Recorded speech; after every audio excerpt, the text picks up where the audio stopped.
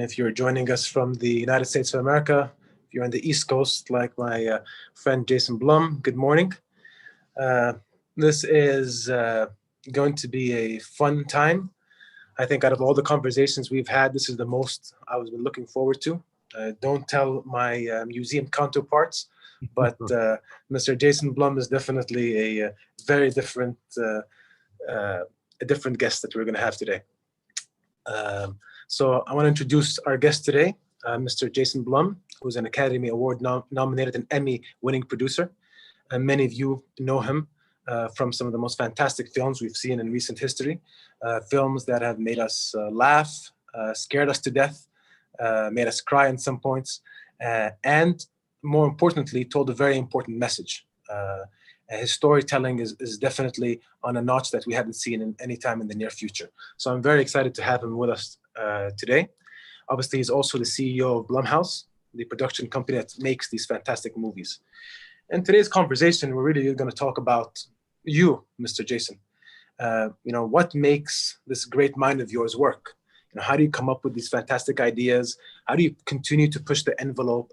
How do you tell stories about important messages, but in a very simple way, in a way where people can understand and take action? And I think we've seen that happen. You are not basically bombarding people with ideals or ethics and just banging on their heads. You're giving them these subtle messages for them to understand key events that are happening around the world at the moment, key issues, and really shedding light where light is supposed to be shed. At the same time, I'd like to talk about your history, what got you to this point. I was watching the other day your commencement speech, which was fantastic. I think I know in the beginning of the commencement speech, you were basically saying, what am I doing here? When you're looking at President Obama's commencement speech or some of the others, I really think it was on par. It was fantastic. I think what you did in your commencement speech, which we're also going to talk about, is exactly what you've done with your movies. You are talking to a wider audience and you're getting to them. You're not talking to them. You're not talking at them. You're talking to them. And I think that's something very special to have.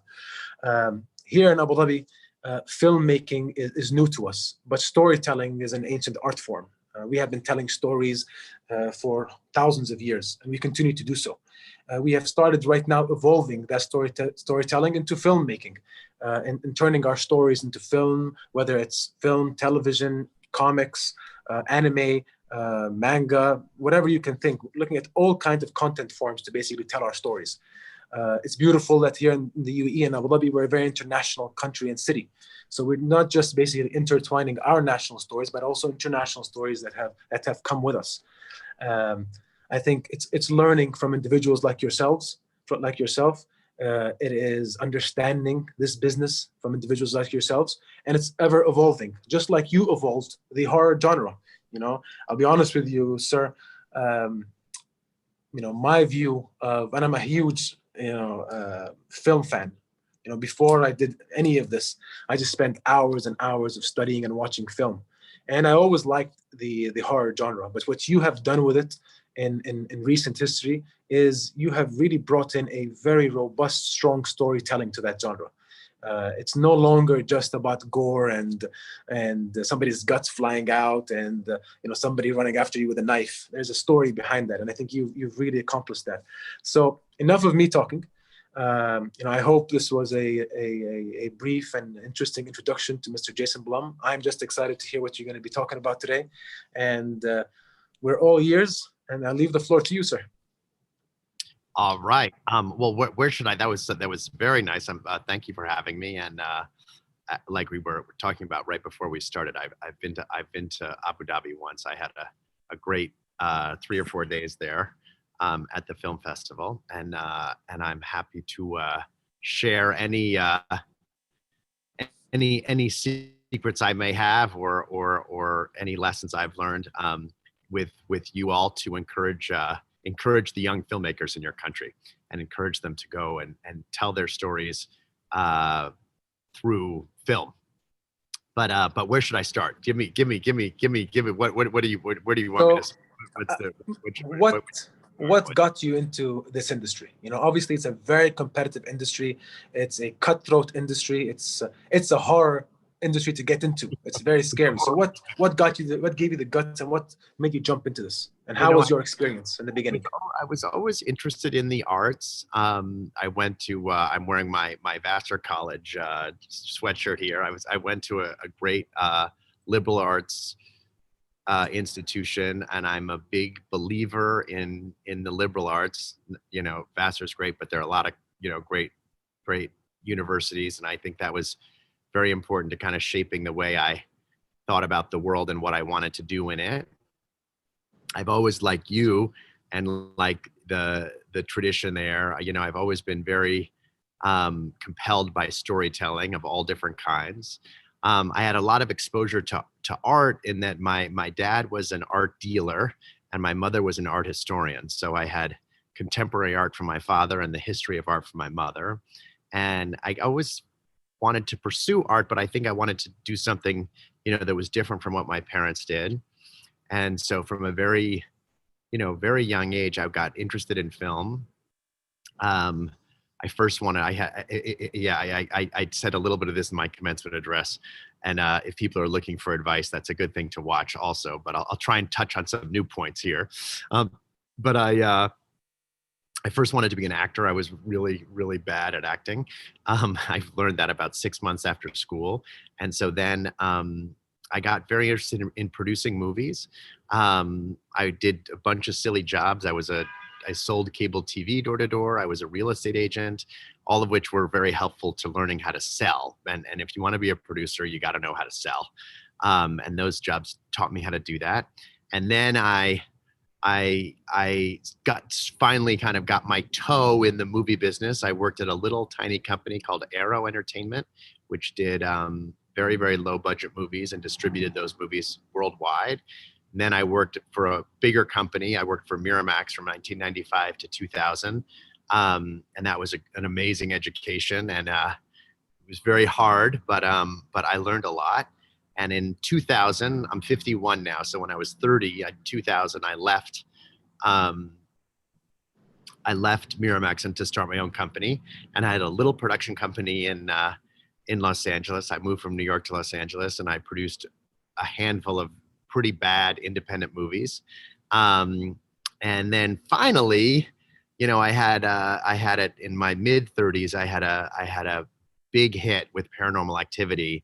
And that was the kind of movie that started what is Blumhouse, you know, what my company is today. And I was lucky enough that I was old enough to have a big successful movie when I knew what to do with it. You see a lot of people in the movie business, they get successful very young, and it's very hard when you're in your early 20s and you do the hit movie at Sundance. It's very hard to know what to do with that. And I always look back at my life and think I was lucky I didn't have that movie till I'd been kicking around in the business for 15 years. And so I took the success of Paranormal Activity and built, you know, what is Blumhouse today, basically. I mean, if I basically spoke about the list of movies that you have been a part with, you know, when do you sleep? You know, I think what you've done over the last 8 to 10 years is unbelievable. I mean, it's just year after year of just fantastic storytelling. Jason, if you allow me, sir, you know, maybe 15 years ago, I think you have really set the tone on micro budget movies. You know, 15 years ago, when people consider micro budgets, they probably think of weak storytelling, terrible VFX, and something that basically you just catch on a fun Friday night when you want to have a laugh. And just not be serious. You've completely changed that. You've changed the economics of this business. Can you give us a little bit of an insight? You know, how did you do that? Yeah, of course. I think you know, Hollywood is more guilty of this than any other country that makes movies. And as a young industry where you are, you know, I would encourage taking these lessons, especially because, you know, capital is less of an issue in your part of the world. So the temptation, it would exist certainly to, you know, make things expensively. And I really think that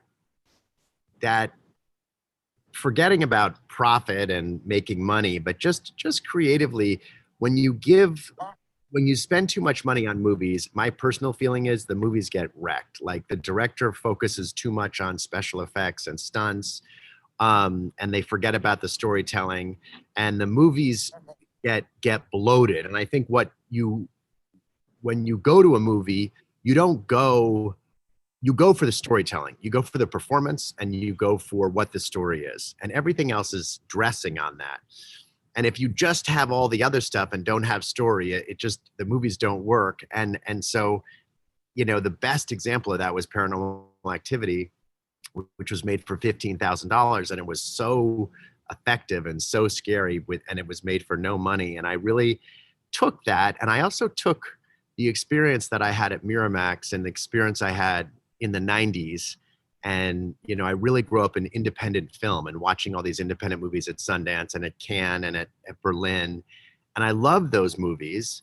And then I did Paranormal Activity, and I thought like horror would be a great way to make like the commercial version of those independent dramas, or to say it a different way, would be a great delivery system. So you could really make these great independent dramas, and you put them in the shell of horror. And that way, instead of 4 people seeing them, 4 million people see them.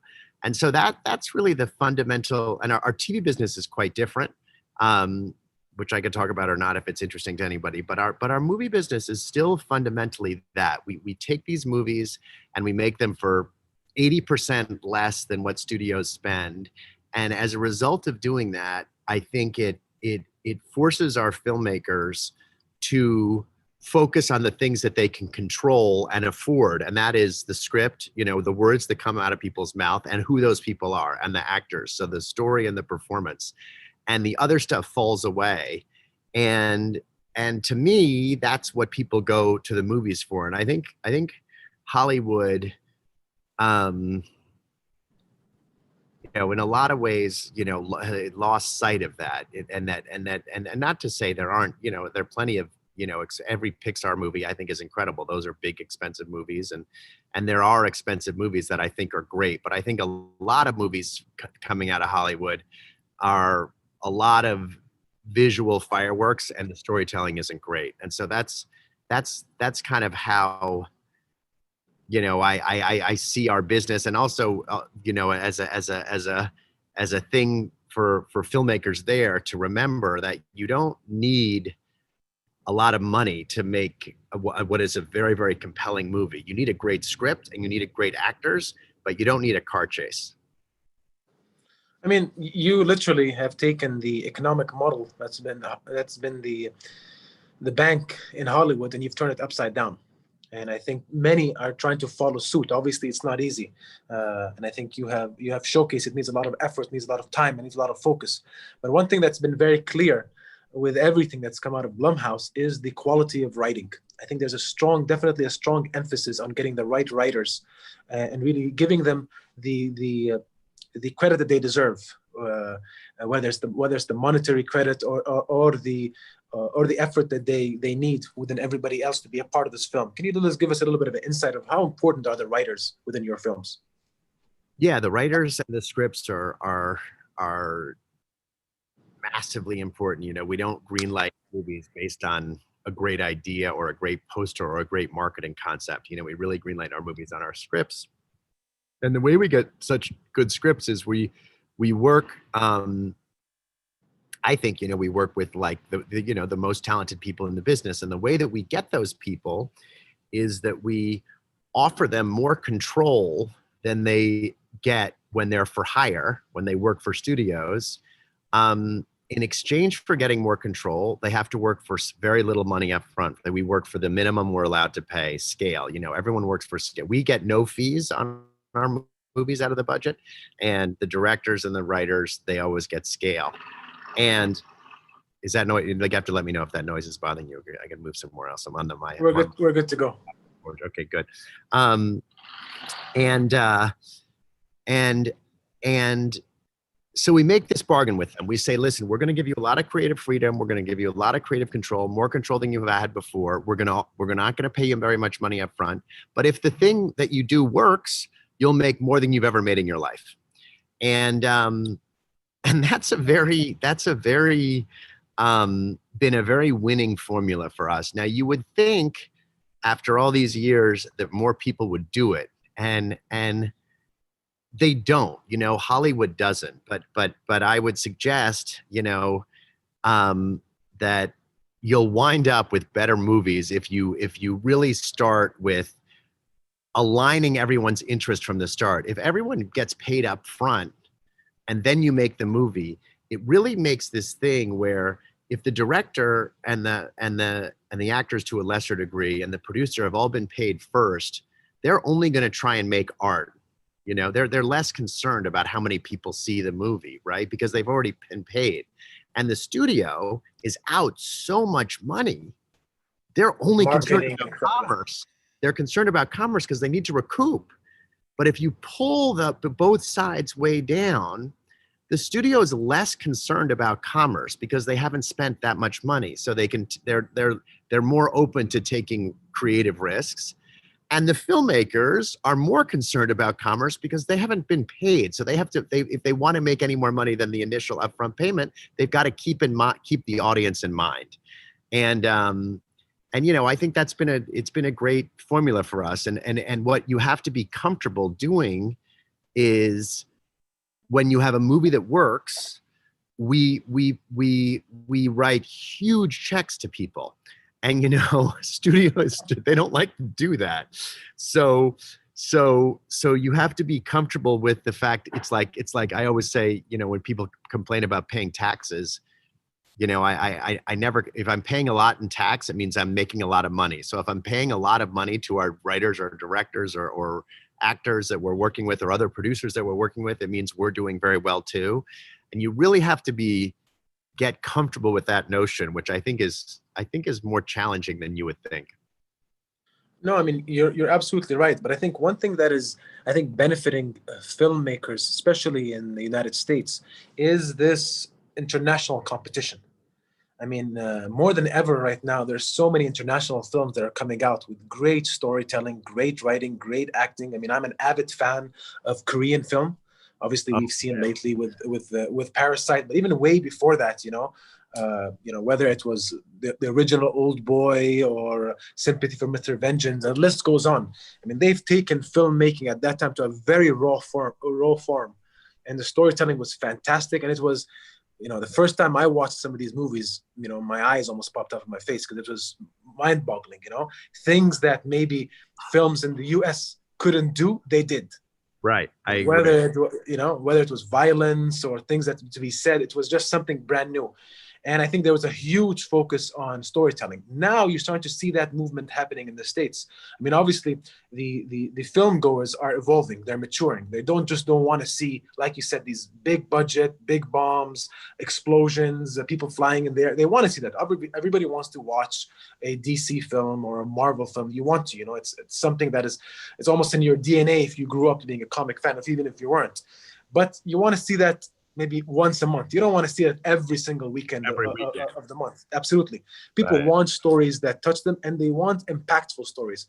I think, Jason, my next question is that clearly you've done a lot of movies and a lot of them are in horror genre, but when you start breaking them down, there's a very important message in every film. You know, whether it was Get Out, which I think is right now even more important than ever, there's always a underlining message. How did you transform to creating these underlining messages that hope? I mean, with that hope will change people's mindsets after they watch their new movies. Yeah, I don't know if they'll change anyone's mind, but at least they make people think about things they maybe haven't thought about before. You know, I'm not sure you can change someone's mind, but I think you can get people especially young people, thinking about things and issues that they're maybe not thinking about before they'd seen our movie or our show. And I think that's not a conscious decision that I make. I mean, I worry, you know, about the state of the world. I'm concerned about the leadership in this country. And so I think that comes out in the things that we choose to do. and it comes out in the people that I choose to work with. So we have there are about 80 people, 80 or 90 people who work at Blumhouse, who work at the company. And I like, first of all, we're all very different. I mean, everyone is very different. And I think that's very important because our audience is very different. So I think it's important that the company is made up of very different people. Our filmmakers are made up of have very different backgrounds, because that's a reflection of the audience. So I don't do that because it's the right thing to do. I do it because it's good business. But one thing that I think that we all share, or most of us share at the company, is the the desire to shine a light on issues through making art. And I think that's what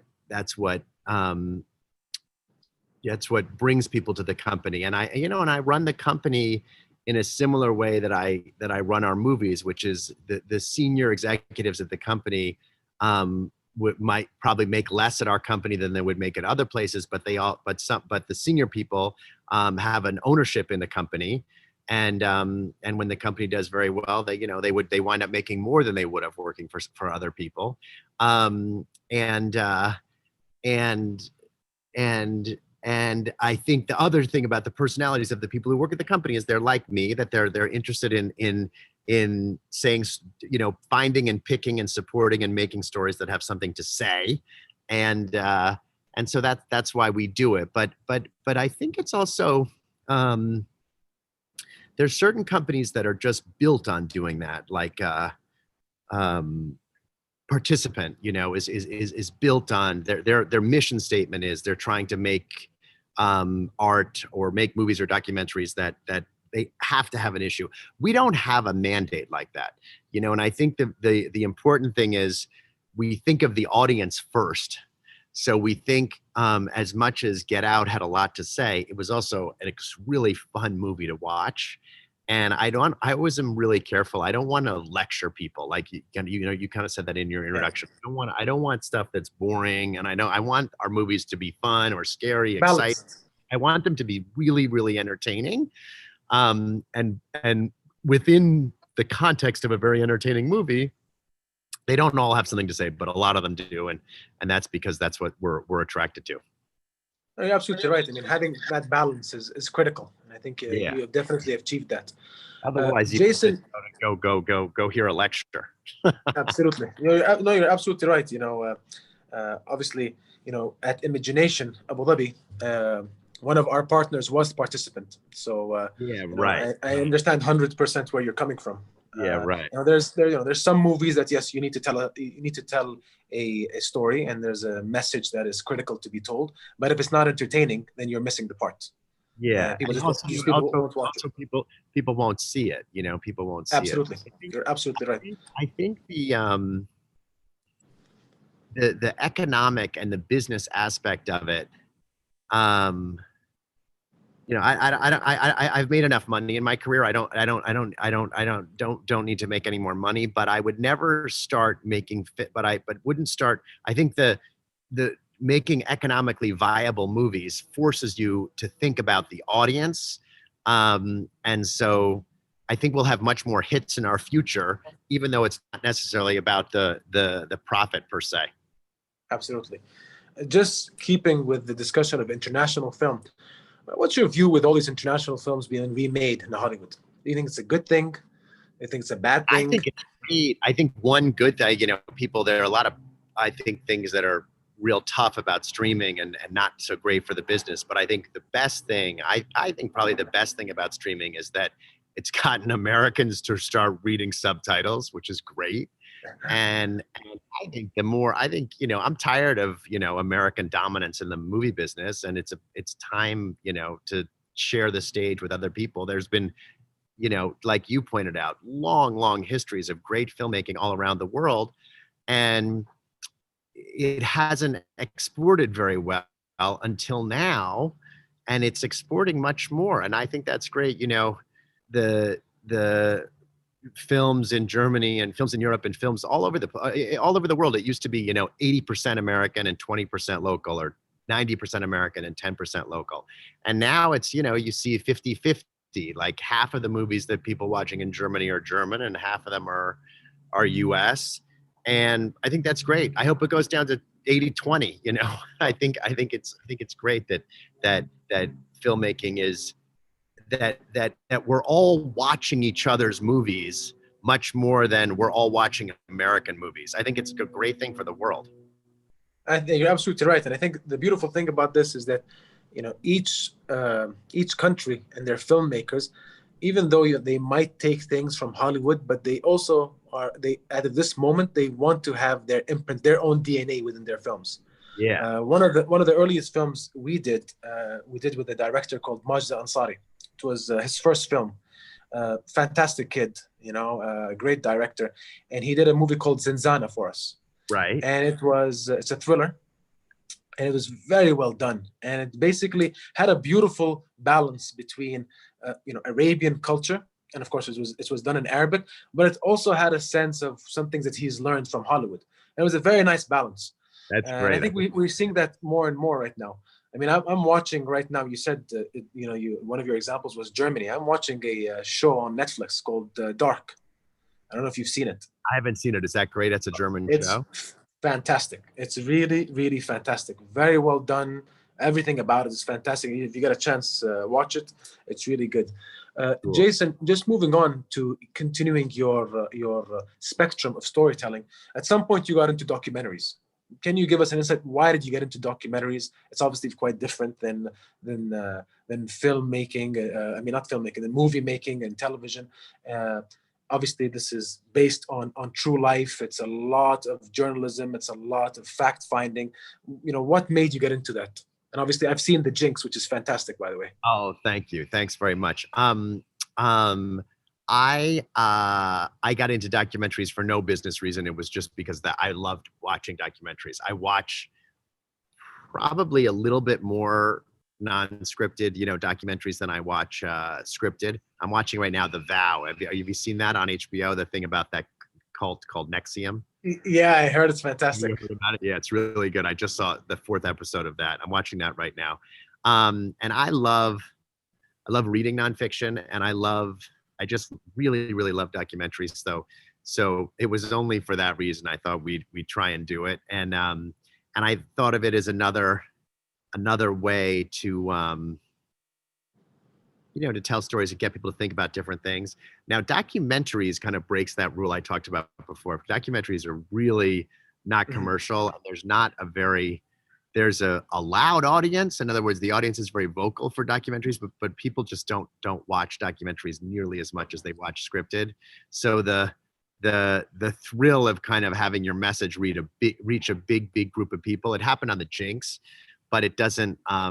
We have this movie on Netflix called Secret Love, which everyone loves, is a big hit and whatever, but you know, 2% of the audience of Get Out has seen Secret Love, so it's probably less. So you lose the ability to reach a wide audience. But I really do love documentary filmmaking, and you know, we've been doing something a lot lately, which again is a I think is a result of streaming and hasn't happened before nearly as frequently as it's happening now. Is I'll read a story, and we'll want to do a scripted version of it and a documentary of it at the same time.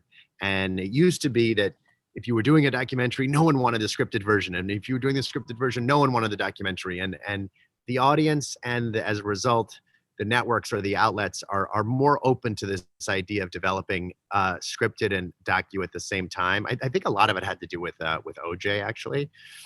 And that thinking, wow, and an audience might watch both and they won't get tired if they see one or the other. So we've been doing a lot of that, where we find a story and we pursue a scripted and unscripted version of that story. Absolutely. So Jason, obviously you've been known and you're about your horror genre and your horror movies, but obviously you've gotten out of that several times within your film career. You know, whether it's the BlacKkKlansman or Whiplash, and by the way, Whiplash was unbelievable. I mean, I'm not a musician by all means. I tried and I failed miserably, but with Whiplash, I mean, even I wasn't a drummer, but I felt like every single beat on the drum. I felt when his hands were bloody, it was just unbelievable. I mean, is this something that you will continue to evolve and get out a little bit more from different genres? Yeah, the filter we kind of have in our TV company, we're about 10 or 20% horror and 80% kind of horror adjacent or other. The movie company is the reverse. The movie company is 80 to 90% horror and 10 to 20% Whiplash. But I still think even Whiplash or Black Klansman, or we did Loudest Voice in the Room about Roger Ailes, or Sharp Objects. We have a show coming out in October called The Good Lord Bird, which is about John Brown and about the Civil War in the United States. And I still think that all those projects that I just mentioned, movies and shows, they share a DNA of covering kind of dark topics, whether, slavery. To me, Roger Ailes was an evil guy. And so even even Whiplash, if you think about Whiplash, it's not a horror movie, but I always used to describe Whiplash as kind of the Sundance version of a horror movie, or the indie version of a horror movie, because it's about something that's, really tough, and there's a lot of tough stuff in it. So I don't see us doing a bunch of comedies very soon. So I do think that Blumhouse, if you think of it as a brand, which sometimes I do and sometimes I don't. Sometimes it's weird to say that about your own company, but if you think of it as a brand, I think it accepts the jinx. For instance, it's not a horror movie, but it's about a horrible thing, and so I think that maybe it's a rationalization, but I feel like we look at not just horror, but at darkly themed material throughout the world for both movies and television. Fantastic. Okay, so now definitely a genre that I'm in love with. You need to tell me about Albert Simmons. Spawn. Oh, Spawn. Sorry. Yes. You need to tell me. So I'm a huge comic fan. Of course, I saw the series on HBO, and of course I saw the original film, but hearing you being the producer here, and I think, I believe Jamie Foxx is going to be playing Spawn himself. Right. I think that is a recipe for success, and I think, so. How excited are you for basically turning this? I'm very excited about it, but it goes to what we started talking about at the beginning of the interview, which is that script has got to be right, and I think that there's a real desire, based exactly on what you just said. Like, you had Jamie Foxx and Spawn and Todd McFarlane, and you just got to make the movie. And I think probably I've frustrated Todd a little bit, and I've just said, we don't just have to make the movie. We have to make the right movie with the right script, and it's a hard script to get right. And the recent events in the United States around race have made it even harder to get right. You got to do it really carefully and thoughtfully. So we're going to make the movie, definitely. I don't know when we're going to make the movie. We're actually kind of retackling. We're going down a different direction. We're going a different direction with the story than we had in the past. But we're not going to make the movie until that script is great. But one of these days it'll be great, and we'll make it. I'm sure. Make sure it's R-rated. I don't want to see PG-13 stuff. It's going to be R-rated for sure. One of the great things about not being a distributor, we don't distribute movies, we just produce movies. And one of the great things about that, one of the great luxuries about not being a distributor, is that when you're a studio, you have to release 12 to 15 movies or a certain amount of movies a year to justify the overhead. The overhead is so enormous. You must release that many movies. So there's an enormous amount of you have to fill those slots. So it's impossible to not every so often put a movie into production that isn't ready to go into production. It's just impossible. If I was running a studio, I would do it all the time. There's no way that can't happen. The terrific thing about having a production company is we don't have the weight of that on our backs. So we can make 10 movies in a year or one movie in a year. And we don't have that problem that distributors have. So we have the luxury of saying we're not going to make Spawn until it's right. A studio would say, we've got to release Spawn in 2021 in December, and no matter what we have, we got to start shooting in March, and we just don't do that with our movies, but not because we're better or smarter than anybody else, just because we don't distribute. No, I think one thing that I think is a benefit to you is how the genre of comic movies has also changed. I mean, in recent history, whether it was Logan or Deadpool, both being R-rated movies and being movies that are, especially Logan, not your conventional Marvel or not your conventional comic genre movie. Wasn't big explosions, none of that stuff, and it was shot in black and white. I think it gives you a good peace of mind that people are interested to stick to that genre, the comic movie genre, but also hoping to see an evolution. And I think that you can probably do that. With Spawn, I'm very grateful to those movies. First of all, I thought the movies were great. And second of all, they did exactly what you said. They paved the way for us to do something different than what people would expect in a traditional comic book movie. So I'm very grateful those movies came before us and they laid the groundwork for Spawn to be what it's going to be. So obviously the going back to the horror genre.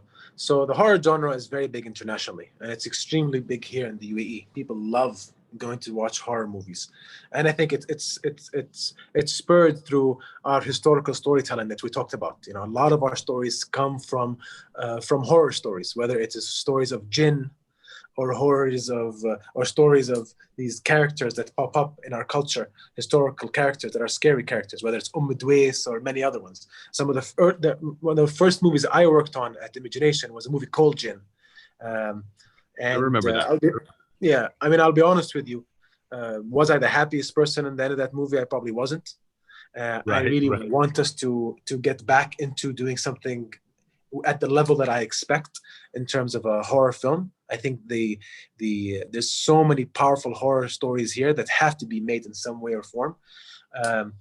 If you can just give a lot of the audience and a lot of the filmmakers here who want to get into this genre, what should they focus on as filmmakers? It's funny. I read an article this morning. I tweeted it. Also on my Twitter is I'm just Jason Blum on the Twitter, and my graduation speech is on there too. If anyone wants to see that, it's the pinned tweet on my Twitter. But I tweeted this thing this morning. There was an article I read, and it said from like a real, from an established outlet. I forget what it was, which one, but it was not like a phony outlet. And it said, people who love horror movies are better suited to living during COVID and during the pandemic. And they'd done like a big study, like there was a lot of research behind it. And basically the thesis of the article was that if you expose yourself to stories about scary, dark, subversive things, you are better prepared to deal with them in real life, which I loved. So I don't know if it's true or not, but I buy it. Anyway, to answer your question, the key to a great horror movie is not the horror. And I think when you are someone who loves horror and you love scary movies, you know that. But I think one of the reasons there's a lot of bad horror is because horror can be very commercially successful, so that you have people, a studio will say like, we'll make 2 scary movies, and they just make the movies like gross or cutting people's heads off or whatever, and the audience rejects that. What the audience is looking for is not to be grossed out. The audience is looking to be scared. It's easy to gross anybody out. You show, whatever, someone being shot in the head, it's disgusting. But to be scared when someone gets shot, that's what the audience is looking for. And the way to scare someone in a movie is when you're writing that movie, is to think about what comes in between the scares. And we often do a kind of a litmus test, or I do when I read a script, which is, if you took out the scary stuff in this script, would the story work? And if it doesn't work, there's a problem with it, which is that what you really want is like a great taut drama. And then you put the scare on top of it. I always use the example in Jordan's movie in Get Out. You know, there are 9 million movies where an animal hits a car and it's not scary. You know, it's like a stupid trope. But when you put a white girl and a black guy in a car talking about race, going to visit her white family who may or may not be racist, and like there's all this weird shit going on in between the two of them, and you're listening, and on the audience you're like waiting for her to say something racist or waiting for him to say like, this is making me really uncomfortable, whatever, and you're drawn into that conversation, like, because you're on the edge of your seat by the dialogue, by what they're saying, and then the deer hits the car. It's a huge scare because you're not expecting it. And the way to get someone not to expect it is to draw them into the story. So that's really a long answer, but a long way of saying the thing to remember when you're making a horror movie is that you got to have a great story first. And if the story is great, the movie's going to be scary. You can have the greatest scare in the world, and if the lead up to that scare is not well done, the audience isn't going to be really paying attention, and the scare's not going to work. No, thank you for that. I mean, you alluded to basically COVID, and you alluded to the pandemic we're in right now, which seems like we are in some sort of horror movie. Now, and we hope that this pandemic comes to an end very, very soon, and we prevail as human beings, and we become better people from it. But as a filmmaker, what's your insight on cinemas and moviegoers moving forward after this? Do you think it's going to change? Do you think actually more when the second this thing is over, people are going to flood cinemas and say, okay, we just want to, we took this for granted in the past, sitting down, enjoying some popcorn and a Diet Coke and, seeing these beautiful movies on the big screen? Or do you think people will basically cater to, let's stay home, let's watch it, let's stream it? Where do you see this happening? I think it's going to change. It's going to fundamentally change in two ways. I think the storytelling is going to change. I don't think they're going to be, I mean, by the way, there probably will be a bunch of movies about COVID, and I don't think anyone's going to go see them. The most, there's not going to be an interesting movie about what just happened here for 10 years, like there always is. There wasn't, when there's a great tragedy, the first good movie that came out about September 11th was 10 years after September 11th. It takes a long time for artists to absorb what's happened around them and write a story about what's happened around them that's really relevant. But I do think that just the experience of being home and the experience of being nervous and the experience of wearing the mask, I think it's going to fundamentally change movies and TV across the board. Not as in that they're related to COVID or not, but like we have a ton of scripts that we read, and you read them now after the pandemic, and they're like, this movie makes no sense anymore. Like, we're not going to make this. And I think that's happening everywhere. So I do feel like the storytelling is going to feel very different. And the second thing I think about what you said about going to the movie theaters, I think people are definitely going to go to movie theaters. I don't think that's going to end. But I think the way the model of what's going to play in movie theaters is going to be very different. I think these windows in the US getting smaller, I think that was inevitable. I think it was going to happen anyway, but it happened much quicker as a result of this. I think there'll be more choice, and movies will play for a shorter time. Movies may play for only 2 weeks, but every weekend there may be 10 new movies instead of 3 or 4. I think there may be different things in theaters. Maybe there's a 2-part shows, or there may like a 4-hour. I think or sporting events. But I think we'll see different things in movie theaters. But I don't think that the notion of that we're not going to go to the movie theater anymore, I think is as crazy as when they invented movies. No one was going to go to live stage anymore. There are movies that people can go see, and people pay $300 to go see live stage still before COVID. I don't think that. I think we're, as a people, social beings, and I think people, especially because of we spend so much more time on our phones now, I think people really value the experience of getting together in a group, and the world's going to be safe again. There's going to be a vaccine, and I don't know when, but it will be safe again, and people will go back to doing what they did before. But I think it will be different, but I don't think less people would go out to the movies. No, I hope you're right. I mean, that experience is, to me personally, I think to anybody who loves film, is holy.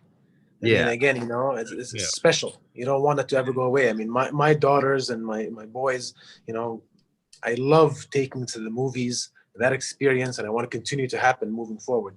Yeah, me too. Um, I have That there. I have something right now which I have promised to do. So give Oh, me a good. second. Oh, Hold good. on.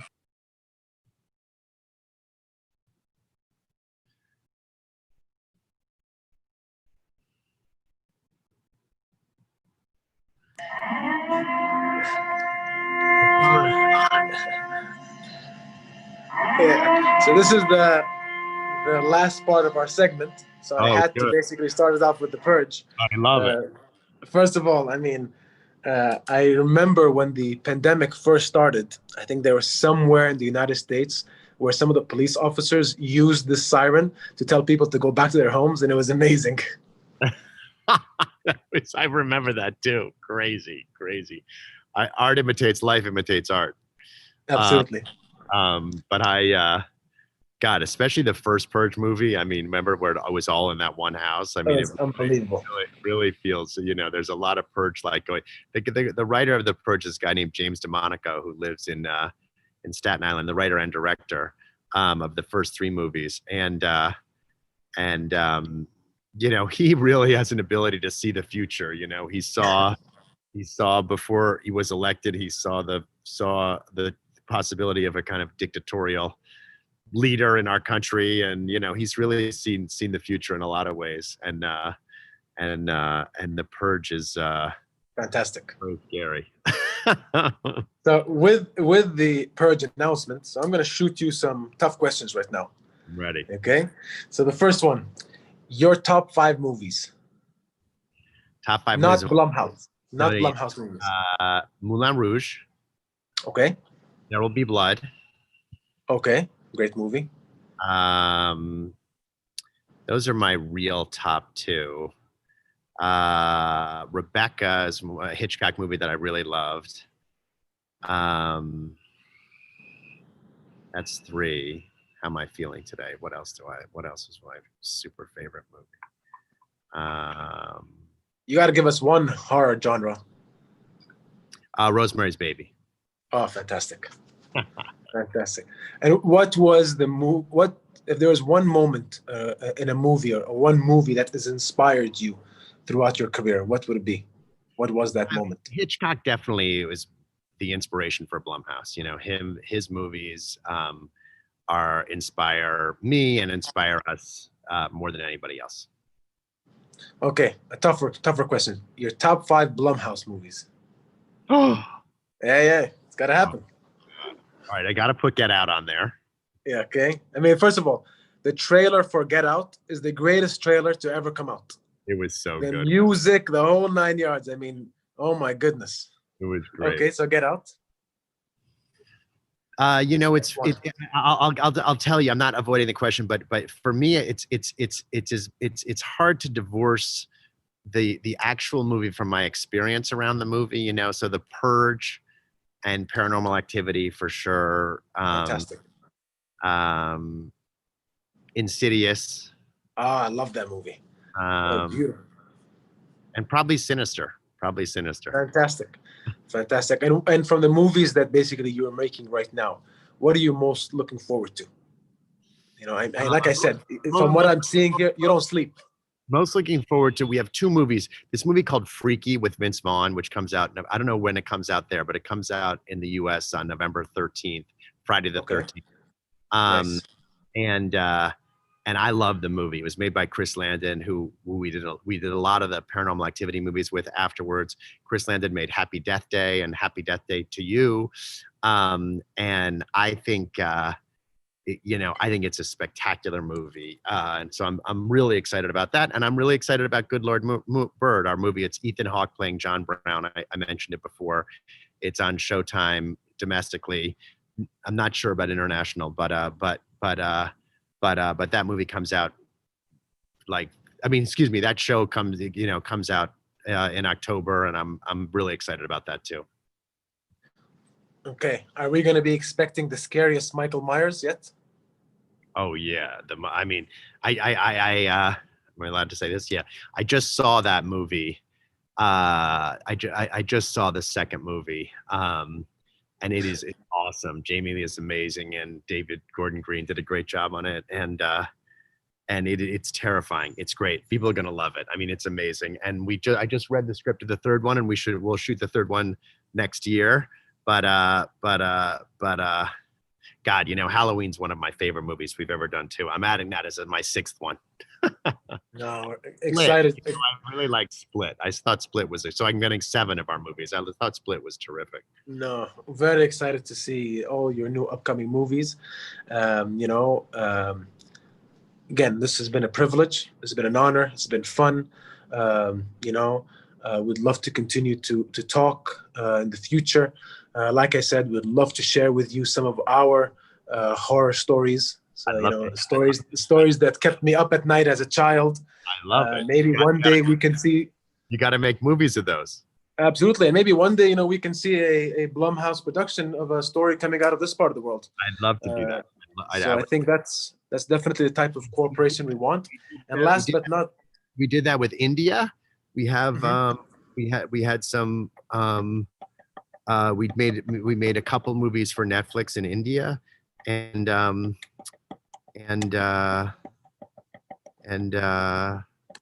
we started doing it with Korea, but we didn't pull it off yet. But we would love to make, we had a great experience in India. We'd love to do local language scary movies, partnering with other countries. Soon. Last and without further ado, your last words to us. My last words to you are for the young filmmakers out there to stay inspired, that COVID will end and the world will go back to what it was. I promise. No matter how much you read that it won't, it will. And when you're trying to figure out what story to tell, try and figure out a story that's simple and doesn't require a lot of special effects and stunts and extras, and try and find a story that's close to your heart, that you know a lot about. If for the younger people out there, don't write a story about a couple celebrating their 40th anniversary. And most importantly, try and make it scary, because if you make it scary, a lot of people will see it and you'll get to make more. Perfect. Ladies and gentlemen, Mr. Jason Blum, thank you for your time, sir, and we'll hope to see you soon in person. Thank you very much. Thank you for having me. I appreciate it. Be safe. Thank you. Bye-bye. Bye-bye.